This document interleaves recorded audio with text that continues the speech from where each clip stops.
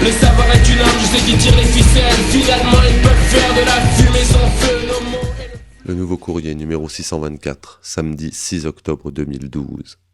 La dévaluation du franc CFA en 1994 et ses magouilles obscures. Aux origines du pacte Ouattara-Sarkozy par Grégory Proch. Alors qu'Alassane Ouattara tient conférence à Paris dans le cadre de la commémoration des 40 années de la zone franc et que Pierre Moscovici, ministre français de l'économie et des finances, le présente comme un homme qui incarne notre volonté de faire le lien entre le passé, le présent et l'avenir, voir Jeune Afrique numéro 2699 du 30 septembre au 6 octobre 2012. Le Nouveau Courrier revient sur les secrets d'un épisode à la fois important et socialement douloureux de la zone franc en question.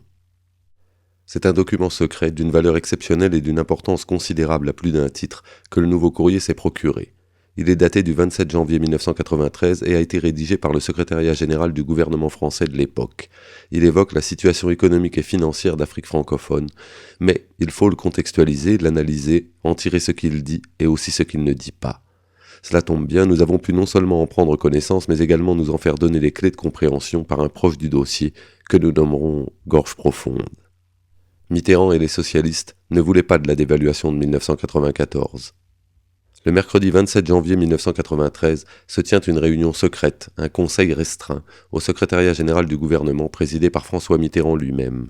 Y assistent le Premier ministre Pierre Bérégovoy, le ministre d'État, ministre des Affaires étrangères Roland Dumas, parenthèse, qui connaît donc certains des protagonistes actuels de la crise ivoirienne depuis bien longtemps, le ministre de la Défense, Pierre Jox, lui-même fils d'un homme politique de premier plan, celui de l'économie et des finances, Michel Sapin, membre actuel du gouvernement français, et bien sûr le ministre en charge alors de la coopération et du développement, Marcel Debarge, éléphant du PS comme on disait alors.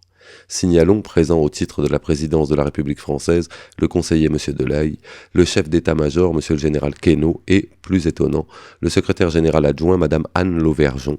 M. Jurgensen, directeur général de la Caisse centrale de coopération économique, et M. Denoy de Saint-Marc, secrétaire général du gouvernement, complètent la distribution. En ce 27 janvier 1993, la France est encore à gauche pour quelques semaines. La droite remportera en mars les législatives, accédera au pouvoir, qu'elle devra néanmoins partager selon les délices constitutionnels français avec le président de la République en place, François Mitterrand. Depuis 1981 et la victoire historique de celui-ci, la droite n'a pas gouverné, si l'on accepte la précédente cohabitation entre 1986 et 1988 qui vit Jacques Chirac accéder à Matignon. Autant dire que les réseaux france-africains dits de droite, en opposition supposée à ceux de gauche, s'activent et préparent leur retour aux affaires. 11 ans ou presque qu'ils attendent de réinvestir l'Afrique francophone et sa zone franc. Cela explique sûrement l'extrême rapidité avec laquelle, à peine réinstallée aux commandes, la droite de Balladur va mettre en place une dévaluation du franc CFA foudroyante, contre les volontés des présidents africains et de la gauche française bientôt défaite. C'est ce que prouve très clairement le document secret que le Nouveau Courrier s'est procuré. Ainsi lit-on sur la deuxième page de notre document que, le 31 juillet 1992, les présidents Bongo, Compaoré, Diouf et Houphouët-Boigny ont réaffirmé solennellement leur souhait de maintenir la parité actuelle des francs français et CFA. Mieux, pour ce faire, ils ont manifesté leur ferme engagement de poursuivre dans la voie de l'ajustement réel. Très clairement, la Mitterrandie souhaite une cure d'austérité, mais ne veut pas de dévaluation. En diminuant récemment les salaires de la fonction publique de 20%, le président Biya a montré que l'ajustement réel n'était pas hors de portée, se félicite le document.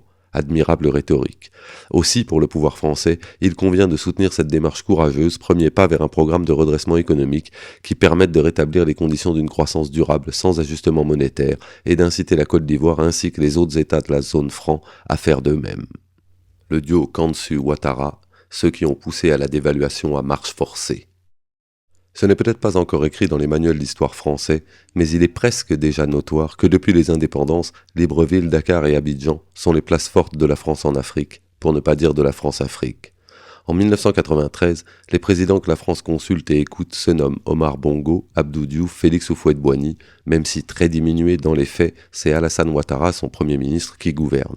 Mais aussi, et là encore ça surprendra sûrement quelques observateurs attentifs, Paul Biya, président déjà du Cameroun, et Blaise Compaoré, président déjà lui aussi du Burkina Faso. Les leaders africains le savent pertinemment. L'hypothèse d'une dévaluation du franc CFA est en 1993, depuis plus d'un an et demi, dans les tubes des plus libéraux du Fonds monétaire international et de la Banque mondiale, institutions économiques toutes puissantes issues des accords de Bretton Woods. Au FMI et en particulier à sa direction, M. Camp-Dessus en est un partisan inconditionnel. Et derrière lui, celui qu'un storytelling bienveillant et accommodant présente comme un ancien directeur du FMI ou un ancien directeur adjoint du FMI, mais qui ne fut dans les faits que membre du cabinet Camp-Dessus, Alassane Ouattara. Pour preuve, celui qui succédera à Camp-Dessus, embarrassé par quelques affaires pénibles, sera son vrai numéro 2, M. Fischer. La dévaluation du franc CFA, une fabrique de misère pour les masses africaines, une gigantesque opération spéculative pour les sachants. Finalement, le camp anti-dévaluation incarné par François Mitterrand et ses hommes perdra le contrôle de la situation. Le Parti socialiste défait aux législatives, Mitterrand doit cohabiter. Chirac préfère envoyer Balladur, le banquier par excellence, un physique de héros de Molière et de roi de France en même temps, le moins soupçonnable de tous, formé à la banque Rothschild et auprès de Georges Pompidou, donc pas tout à fait innocent des affaires et réseaux de la France-Afrique. Autour de lui un gouvernement, le retour en force de réseaux qui, s'ils ont rouillé, n'en continuent pas moins d'occuper une bonne partie du terrain. La dévaluation se met en place. Elle n'empêchera pas une division par 2 des salaires dans de nombreux pays, où elle s'additionnera à l'austérité préconisée par la gauche. Tout va aller vite, vraiment très vite. En quelques semaines, on passe de la note secrète de conseil restreint, recommandant en somme de repousser la dévaluation au profit de l'ajustement, à la mise en place effective de celle-ci. La dévaluation sera une opération financière et monétaire, mais aussi une opération juteuse et assimilable à un gigantesque délit d'initié pour certains, qui savaient ce qui allait se passer pour des raisons évidentes et qui en ont bien profité. Les dommages et bénéfices seront tels que pour stopper l'hémorragie, le 31 juillet 1993, il sera décidé de suspendre la convertibilité du CFA. Le New York Times parlera plus tard de trains de camions remplis de billets france-africains transitant par Londres pour Genève. On disait alors que des Nigérians tenaient ce business excessivement lucratif. Il était urgent pour les vénards qui en possédaient d'aller changer en francs français ou en devises bankable ces CFA. Sarkozy était déjà à la manœuvre. Qui contrôlait donc ce bateau ivre de la dévaluation ? En premier lieu, en second chef et à tout seigneur, tout honneur, dans le désordre économique protocolaire, l'exécuteur des hautes œuvres et des basses besognes, celui qui officiait alors à Paris au budget, Nicolas Sarkozy. S'il n'a pas effectivement marié Alassane et Dominique Ouattara, on peut sans s'avancer conjecturer sur au minimum une rencontre fructueuse entre les deux hommes dans cette période. En second lieu, tout au moins dans les souvenirs précis de notre informateur de l'ombre, Anne Le Laurier, conseillère économique à Matignon. Peut-être, sinon le plus important, en tout cas le plus conséquent, l'alter ego de Nicolas Sarkozy et la coopération, le gendarme, Michel Roussin, qui sera plus tard le 3e bras de Vincent Bolloré, après avoir, parmi d'autres, payé pour un système Chirac, qui les dépassait probablement, lui et Chirac. Comme on se retrouve ? Qui est donc directeur de cabinet de Michel Roussin à l'époque et donc forcément au courant de l'ensemble des problèmes et questions liés à la dévaluation ? Dov Zera himself, celui qui sera nommé à la direction de l'Agence française de développement par Nicolas Sarkozy en 2011. 2 autres hommes se détachent incontestablement, Jean-Claude Faure et Jean-Michel Severino. Faure est à la direction du développement et reviendra en grâce en 1997. Paradoxalement, il mettra à profit la victoire de la gauche lors des calamiteuses législatives nées de l'encore plus calamiteuse dissolution due au fantasque Dominique de Villepin pour réapparaître auprès de M. Jospin. Son épouse était conseillère de Lionel Jospin, ceci expliquerait-il cela. Severino, issu du cabinet de Jacques Pelletier, était le chef du service de coordination géographique. Notre ami Gorge Profonde voit en lui la cheville ouvrière de la dévaluation. Plus tard, son forfait accompli, si l'on peut dire, il sera soutenu par Jacques Chirac. La direction de la Banque mondiale, il en sera vice-président. Libéral assumé, il n'en sera pas moins encarté au PS. Ami et de l'influent Camp-Dessus et de l'influencé Ouattara. Il dirigera plus tard l'Agence française de développement. Décidément, machin à recycler les hauts fonctionnaires et les plus méritants des réseaux. Actuellement, un homme comme M. Severino, en complément d'autres activités, officie par exemple en qualité d'administrateur dans des firmes comme Danone ou Orange. On ne lui paye pas en salaire, mais en jetons de présence, à hauteur de 50 000 € chacune, chaque année, pour quelques heures de présence.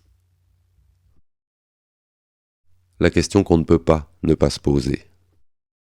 Aujourd'hui, avec le recul, l'on sait que la dévaluation de 1994 n'a pas enrichi l'Afrique. Après un rebond artificiel de certaines économies qui se limitaient au beau tableau des institutions de Bretton Woods, la baisse généralisée du pouvoir d'achat qu'elle a entraîné a exacerbé la corruption chez les fonctionnaires, voire précipité des troubles politiques considérables comme en Côte d'Ivoire. La dévaluation n'a pas vraiment fait bouger la règle de la monoculture agricole, et l'industrialisation n'a pas fait des progrès fulgurants.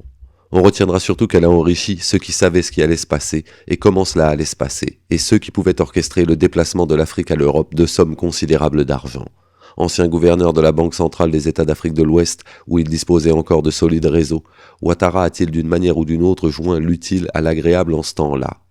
Aujourd'hui, les différentes affaires qui secouent la République française, notamment l'affaire Karachi, montrent que les années dont il est question ont été celles où les deux clans rivaux de la droite, les clans Balladur, Sarkozy et Chirac, étaient à la recherche effrénée d'argent pour financer leurs ambitions politiques. L'histoire retiendra sans doute que c'est dans cette période bien particulière que la grande amitié, pour ne pas dire le pacte, entre Nicolas Sarkozy et Alassane Ouattara s'est forgée. Time to play the game. Time to play the game.